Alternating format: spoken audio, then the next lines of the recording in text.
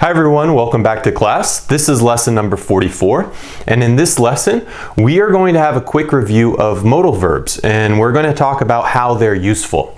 Now, modal verbs are used in a variety of situations, and in this lesson we're going to look at how they're used to express possibility, to make deductions about something, to express obligations or necessity about something, to express prohibition, and to express absence of necessity. So first, we typically use modal verbs to talk about a possibility in the present or in the future by using the verbs could, may, and might. And then after we use these verbs, we add the bare infinitive. Okay, so could, may, might plus the bare infinitive. For example, we can say, she could be at work right now. Or you could say, she may be at work right now. Or you could say, she might be at work right now. Okay, so when you say this sentence in English, or when you say this sentence to English speakers at least, it sounds like you don't really know exactly something for sure. Okay, so you're very uncertain, but you do think it's still a possibility. Okay, it is still a possibility, but you don't know. Okay, so if we want to talk about a possibility in the past, then we have to use the verbs may or might plus have plus the past participle. Okay, so for example, I may have read that book, but I cannot remember. Okay, I may have read that book, but I can't remember.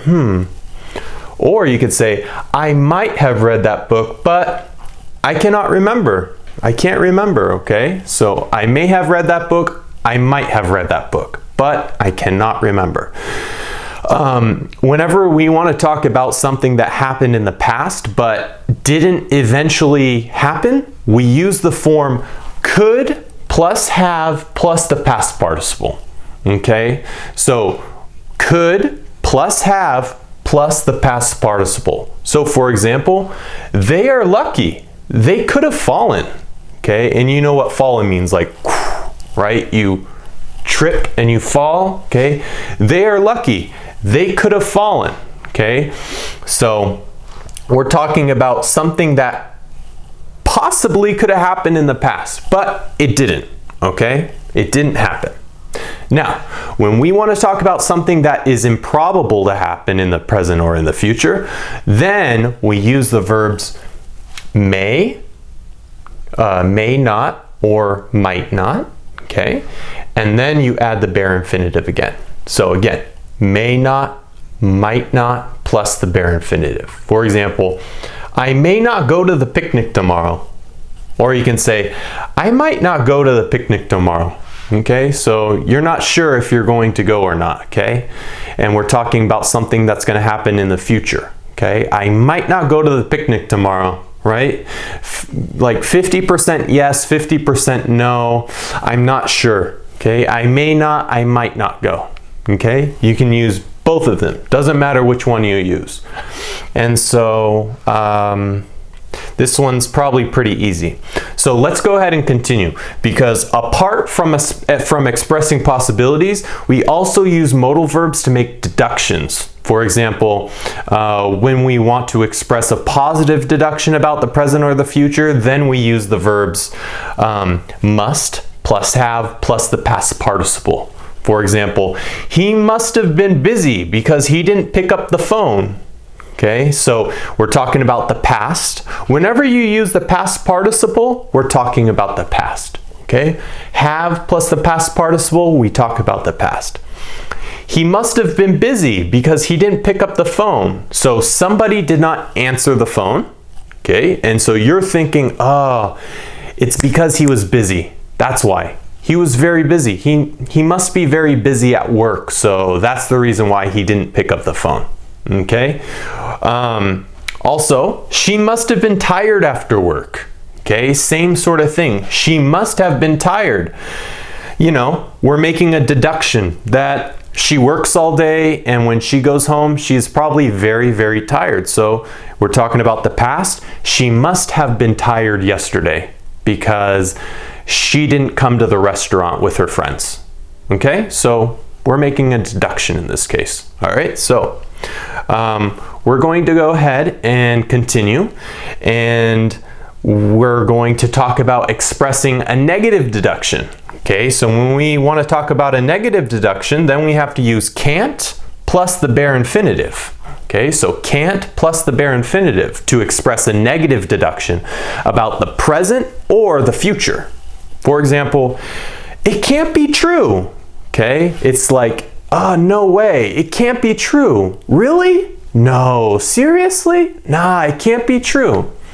Or, you can't be serious. Okay, you can't be serious, right? When your friend maybe tells a joke or tells you a fact that is so unbelievable that you can't believe it. You can say, wow, you can't be serious. Really? Okay, you can't be serious. When you want to make a positive deduction about the past, then you have to use this. You have to say can't or couldn't. Okay, you can use one or the other, can't or couldn't, plus have, plus the past participle. Okay, so when we want to say something like that, we're going to basically, remember, we're talking about, it's similar to this one, but here we're talking more about the past. Okay, when we want to express the negative deduction about the past. Okay, so you can't have seen that movie. It has not come out yet. Or you could say, you couldn't have seen that movie. It has not come out yet. Okay, so the movie has not come out yet. It's not in the movie theaters. Okay, they are still producing the film. They are still directing the film. Okay, they are still creating the movie. You couldn't have seen that movie, right? You couldn't have seen that movie yesterday. You told me that you saw that movie? No, I don't believe you. You couldn't have seen that movie. You can't have seen that movie. It has not come out yet. Okay, it's not available. People can't see it right now. Next week, yes. Okay, today, no. So let's go ahead and move on, okay? Because now let's talk about obligations and necessity. All right, so in lesson 23, we talked about the modal verbs must and have to. And when we express obligations or necessity in English, these verbs are very handy. When we want to express a personal obligation in the present, that's when we typically use must plus the bare infinitive. All right, guys, so for example, I must complete the project before class begins, even though it's not due until next week. Okay, so we're talking about something that we feel ourselves a personal responsibility to do. In this case, you feel that you have to finish, you have to complete your project for school. Okay, even though it's not due until next week. Okay, it's not due this week, it's due next week. Okay, not now, but in the future, next week. Okay, so I must complete the project before class begins, even though it's not due until next week. Okay, in this case, using the word must is like you're expressing a personal obligation. Let's not forget that English speakers typically use must when they express a personal obligation, a subjective obligation, or what the speaker thinks is necessary in the sentence. Okay, so oftentimes a speaker will also say, I have to complete the project before class begins. Okay, they can say that, all right? But in this case, to speak grammatically correct, we say must, okay, for personal obligations. But in America, informally, with our friends and family, a lot of people say, I have to complete the project. Okay, so you can use both, what you want, okay? You use what you want, all right? So, alrighty, whenever we want to express an external obligation in the present, that's when we have to use have to plus the bare infinitive. Okay, so you have to show your ID to purchase beer. Okay, your ID card, your driver's license, your passport, something like that. You have to show your ID. To purchase means to buy. Okay, you give your money to whoever's working at the grocery store or the gas station or wherever you're buying beer from. To purchase is to buy.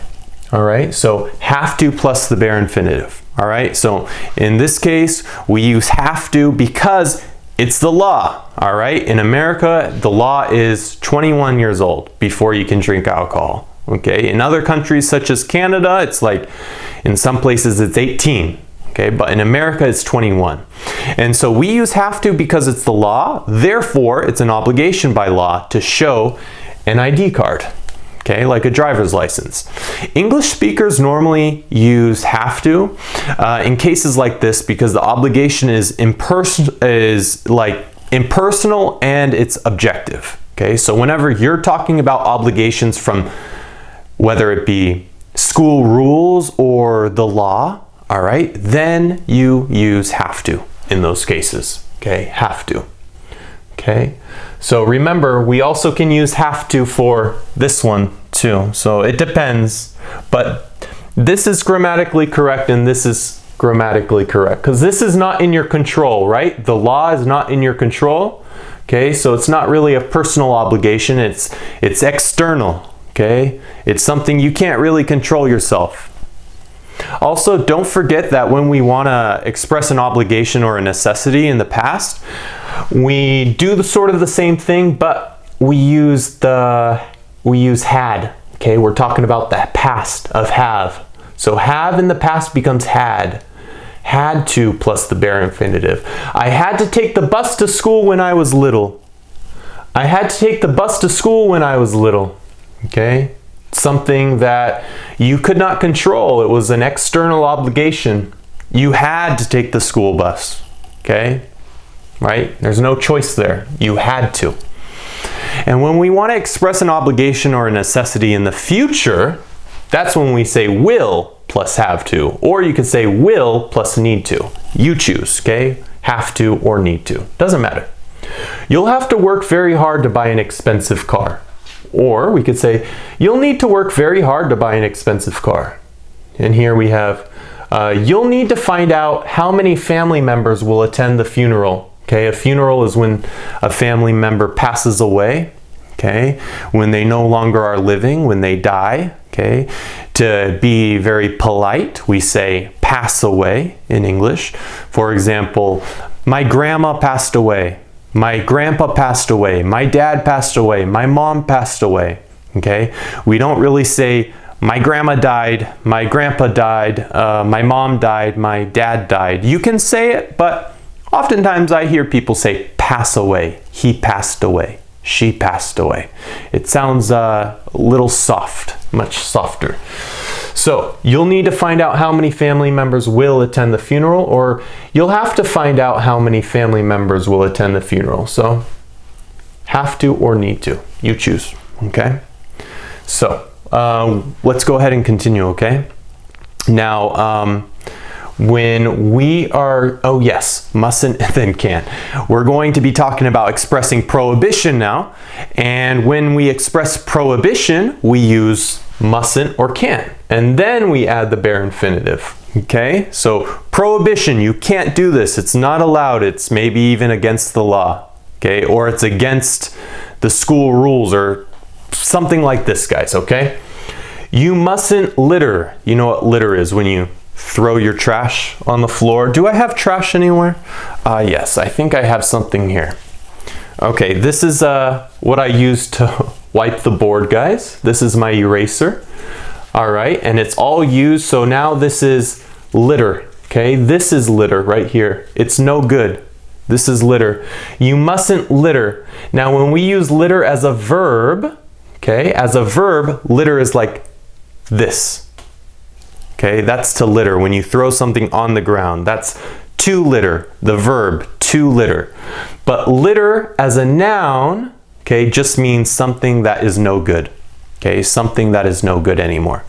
You mustn't litter, like what I did. Okay, I can't do that. I mustn't do that. You can't wear those, they're mine. Like we're talking about shoes, okay? Things that you put on your body, like a shirt or a jacket or pants. You can't wear those, they're mine. They belong to me. I bought them. All right? And finally, when expressing absence of necessity, we use words that I'm sure you're already quite familiar with. Whenever we want to talk about absence of necessity in the present or the future, we use don't have to, don't need to or needn't, and then the bare infinitive, okay? We don't have to leave today, okay? We don't have to leave today, okay? It's not a necessity, all right? I don't need to go grocery shopping, okay? Grocery shopping is when you go and buy food from the supermarket, or in America, we say grocery store, okay? You can say supermarket or grocery store, but I think people in America, like myself, we say grocery store. I say grocery store. Groceries are what you buy in terms of food. You needn't be angry. And you know what angry is when you're upset. You're angry, you're mad, you're not happy. You needn't be angry, okay? You needn't be angry, okay? You can also switch them. We needn't leave today. I needn't go to the grocery store, okay? And in this one, you needn't be angry. You don't have to be angry. You don't need to be angry, okay? So use which one you want. But guys, just to let you know, we don't really use the word needn't, okay? We don't use this word in American English, really. Actually, it's very uncommon in American English, and I would say that it's used more by the British people, okay? So in England and in that area of the world, but I don't hear this word often in America, okay? I don't hear people use it. So I would say don't have to or don't need to. Okay, so moving on, when we want to talk about the past, we have to say didn't have to or didn't need to. Okay, didn't have to, didn't need to, plus the bare infinitive. So this is the present or future, this is the past. Okay, I didn't need to water the plants that day. Okay, I didn't have to water the plants that day. Okay, so you choose which one you want. You can use both. I didn't need to water the plants that day. I didn't have to water the plants today. Okay? There was no obligation, or it wasn't necessary for you to do that. Okay? Both of these sentences you can use. It doesn't matter. All right? All right, everyone. That's it for this lesson. We're going to look at some more modal verbs in the next lesson. So please like and subscribe, and I'll definitely see you next time. Okay? See you next time. Bye.